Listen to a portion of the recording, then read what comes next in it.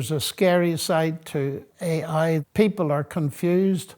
And on top of that, there's a great deal of hype, some of which resembles science fiction. It certainly is revolutionary. It's a new industrial revolution with all the implications. And I suppose the most obvious one is that in every industrial revolution, jobs were lost and new jobs were created. This one is different in the sense of scale because the warnings are now up, especially with the latest developments of large language model this year already, 2026, that may make 50% of all white-collar workers redundant within 2 years. There's been an article that's been viewed, 40 million times in the last few weeks by Matt Schumer. And he suddenly woke up to the fact that AI in 2026 was so advanced that he could go into his office and speak in English, dictate what he wanted as a web app, go away and come back in a few hours, and the AI had written thousands of lines of code. It had developed the app, it had tested the app, and made decisions, and this is the crucial thing. We often think of AI as being passive and completely under our control, but no, he says, making decisions about what is really the best way to do this and to achieve the goal that has been set with this. And here's the finished product, tested and ready for operation. And he suddenly realizes, my job has gone. The weaponizing of AI in terms of drone warfare is terrifying.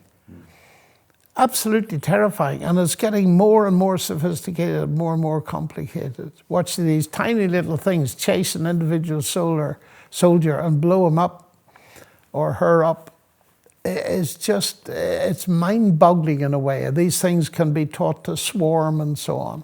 In the heart of all of this, there's a big elephant in the room, and it's called the control problem. How do we control this? And of course, some people don't want to control it.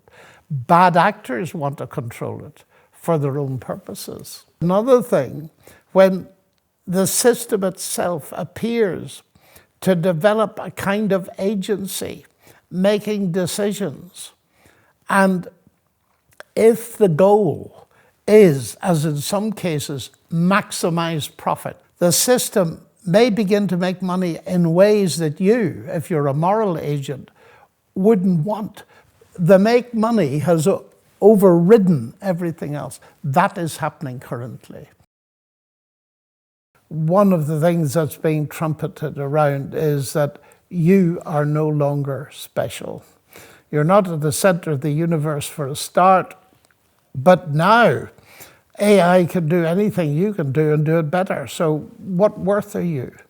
And that sense of valuelessness is a terrible thing. Out of a job, no value, no purpose, and all the rest of it. And you become essentially not a person, but a predictable system. And that's frightening. And we need to combat that by filling our hearts with scripture that is designed to give people a dignity, to unpack those early statements in scripture that God made men and women in his own image. We have to get back to that. The fact that you recognize me as a conscious being and I recognize you, that as a conscious activity, that's a very precious thing. And the destabilization of that kind of moral equality, I might put it, is what AI is doing.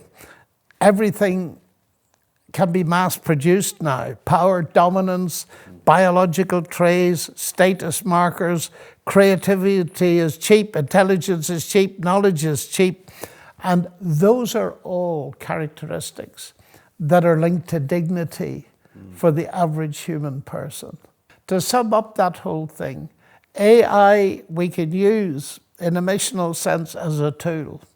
The huge danger is it's going to become a master.